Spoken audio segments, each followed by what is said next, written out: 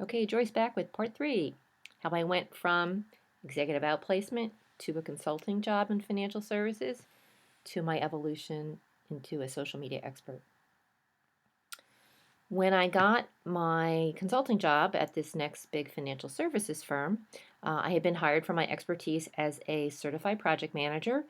I have run large reengineering technology and business reengineering projects for the largest financial firms in the world. And this was a similar role, but it was as a consultant. So the difference here was as a consultant, I was independent, which meant I was able to speak publicly about social media and financial services. So, what I did in the year I was a consultant at this firm, I began to get myself on the speaker circuit.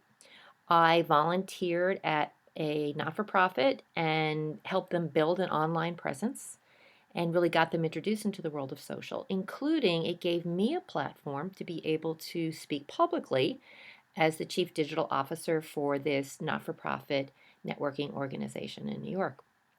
And so one thing led to the next, and I found myself being in demand to be able to speak at conferences either as a moderator, as an independent moderator for those who were beginning to speak about financial services, as well as I was being called on as an expert who understood social media and the beginnings of how it could be used in financial services. So I had a day job as a consultant at this large firm, but then in my vacation time or my free time, I would be speaking at conferences about social media and financial services. So I'm at a conference in Chicago. I'm there as the chief digital officer for this not-for-profit, financially based organization. And I'm talking about social media and FINRA and SEC. And so anyway, it's about a 20-minute talk, and I'm on stage, and I'm saying, look, here's the deal. Why don't you guys come up with a plan, call up FINRA and say, we got this idea of how we'd like to begin to figure out how to use social media. I says they'll love it because they didn't grow up with it either. So I get off the stage, and I have what I call this tsunami of suits.